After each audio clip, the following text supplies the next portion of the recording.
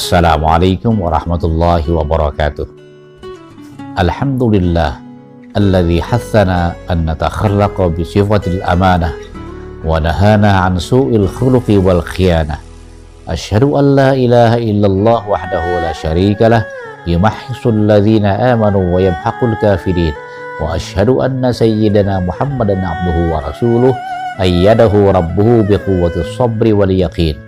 Allahumma salli wa sallim wa barik ala sayyidina Muhammad wa ala ali sayyidina Muhammad. Qala Allah subhanahu wa ta'ala fil Qur'anil Karim, walau anna ahlal qura amanu wattaqau lafatahna alaihim barakatim minas sama'i wal ardh walakin kadzabu fa akhadnahum bima kanu yaksibun. Shadaqallahul azim. Saudara-saudara kaum muslimin muslimat rahimakumullah, suatu ketika Nabi besar Muhammad Rasulullah Sallallahu Alaihi Wasallam menjelaskan tentang beberapa hal yang dapat menyelamatkan. Beliau bersabda, "Thalathum munjiyat, khasyatullahi fi sirri wal alaniyah, wal adlu fir ridha wal ghadab, wal qasdu fil faqri wal ghina." Rawahu Abu Syekh an Anas. Ada 3 perkara yang menyelamatkan, yakni bertakwa kepada Allah, baik dalam keadaan sunyi, sepi, sendiri, atau di hadapan orang banyak, di tengah-tengah keramaian. Bersikap adil, baik di saat rela atau marah, di saat ridha atau murka, dan bersikap sederhana, baik di saat fakir atau dalam keadaan kaya. Pertama, khasyatullahi fi sirri wal alaniyah, bertakwa kepada Allah baik dalam keadaan sunyi, sendiri, sepi, atau di hadapan orang banyak, di tengah keramaian. Kita semua diperintah untuk bertakwa kepada Allah Subhanahu wa ta'ala, menjalankan semua perintahnya, menghindari segala larangannya, baik di ketika banyak orang ataupun saat seorang diri sunyi dan sepi.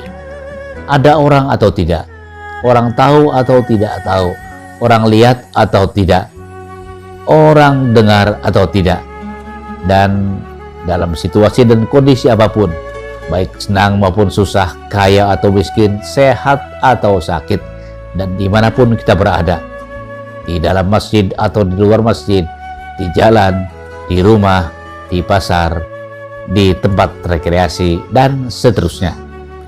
Seseorang yang beriman dan bertakwa kepada Allah Subhanahu wa ta'ala, kemana saja dia pergi dan di mana saja dia berada, dia akan senantiasa merasa bahwa segala tingkah laku dan perbuatannya di muka bumi ini ada yang maha melihat, maha menyaksikan, dan maha mengetahui, yakni Allah Subhanahu wa ta'ala. Oleh karena itu, ia akan senantiasa melaksanakan perintah Allah tanpa tawar-menawar dalam situasi dan kondisi apapun. Sekaligus, ia akan menghindari semua larangan dan apa-apa yang diharamkan oleh Allah Subhanahu wa ta'ala, walau godaan materi memukau, mempesona, dan menggiurkan. Seorang yang beriman dan bertakwa kepada Allah Subhanahu wa ta'ala adalah orang soleh. Ia senantiasa melaksanakan perintah Allah dan menghindari larangannya dalam situasi dan kondisi apapun, dan ia selalu senantiasa berusaha untuk berbekal diri dan memperkaya diri dengan amal soleh.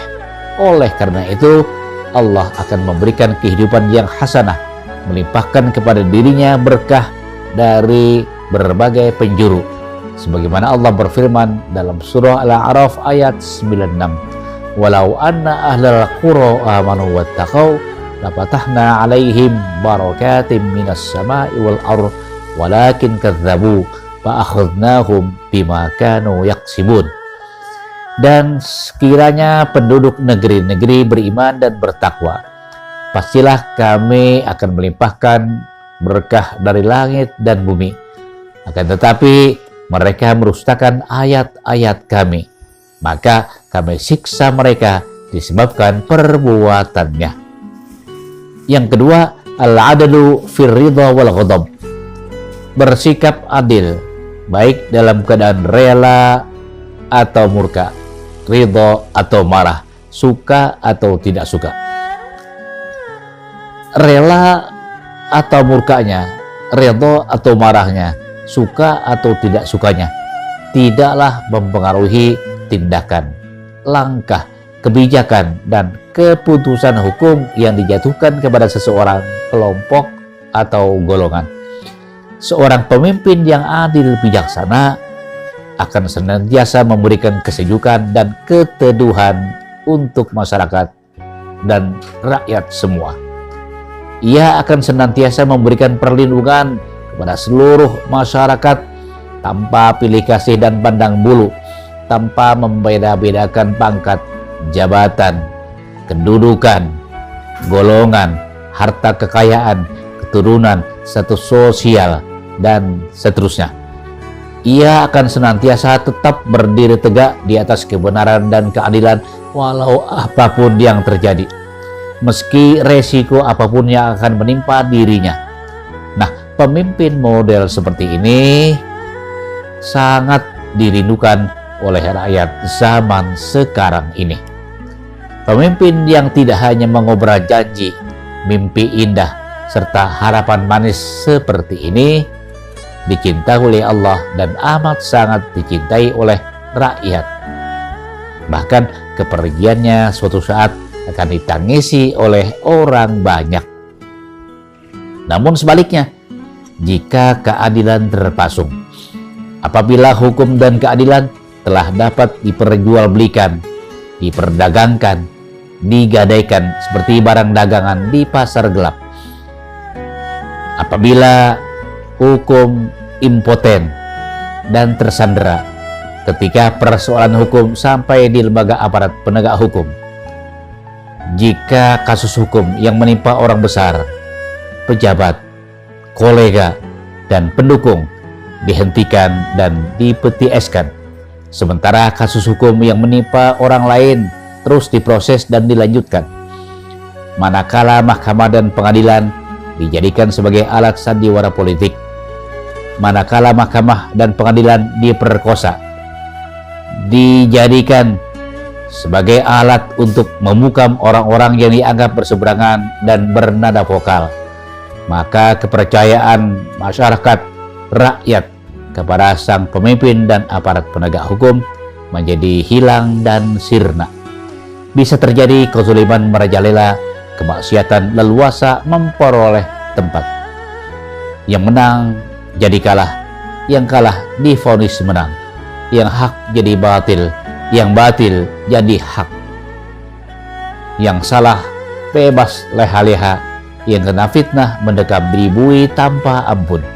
Kalau drama kekonyolan semakin mencolok mata, di mana ketidakadilan terus dipertahankan dan dipertontonkan secara vulgar, tidak mustahil kesemuanya itu akan melahirkan kecemburuan, kecurigaan, kebencian yang berujung kepada krisis kepercayaan.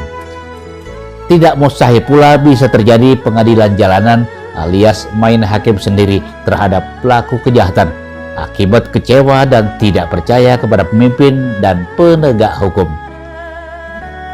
Di samping ketidaktahuannya tentang hukum, hal tersebut tentunya sangat berbahaya dan sangat tidak kita inginkan dalam kehidupan bermasyarakat kita. Mudah-mudahan hukum dan keadilan di negeri tercinta ini tetap berdiri tegak, tidak ternodai oleh apapun. Oleh karena itu, mari kita bersikap adil, arif, bijaksana, baik dalam kehidupan berumah tangga, bertetangga, bermasyarakat, berbangsa, bernegara, dan seterusnya. Allah Subhanahu wa Ta'ala ingatkan kita bahwa kita diperintahkan untuk bersikap adil kepada siapapun, baik terhadap orang yang kita suka atau tidak suka.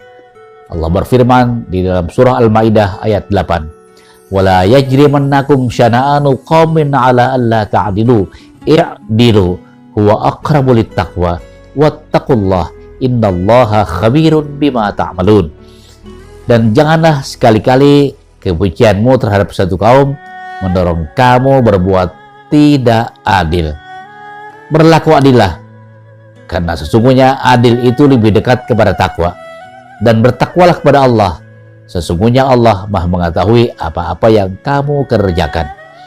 Yang ketiga, al-qasdu fil faqri wal ghina, bersikap sederhana baik dalam keadaan fakir maupun kaya.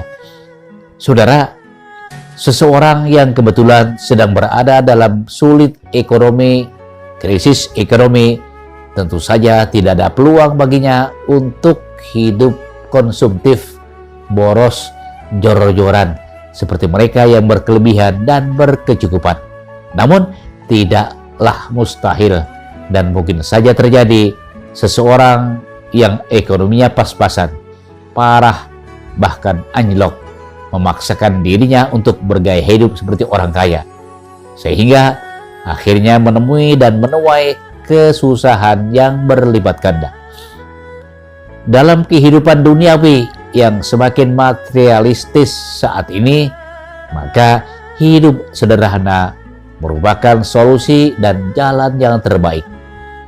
Banyak orang yang mempertontonkan kemewahan dan sikap berlebihan, sehingga pada akhirnya dililit oleh berbagai kesulitan, kegetiran, dan kepahitan hidup. Rasulullah Shallallahu Alaihi Wasallam menganjurkan agar kita hidup sederhana, tidak hanya ketika sulit dan krisis ekonomi saja, bahkan di saat bergelimang harta, di saat banjir harta pun kita dianjurkan hidup sederhana. Seseorang yang terbiasa dengan hidup sederhana, ia akan tenang dalam menghadapi gelombang kehidupan yang serba tidak menentu ini.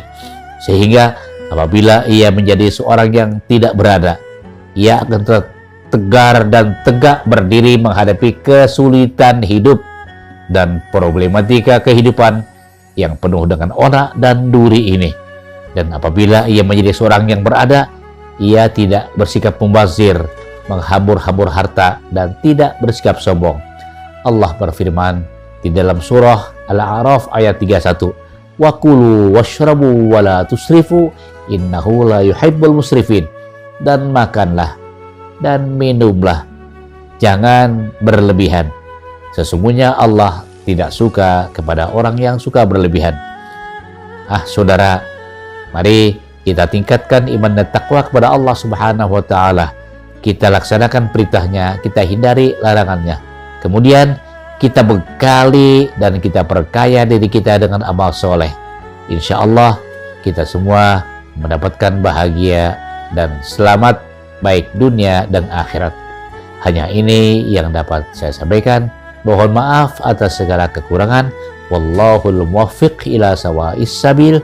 Assalamualaikum warahmatullahi wabarakatuh.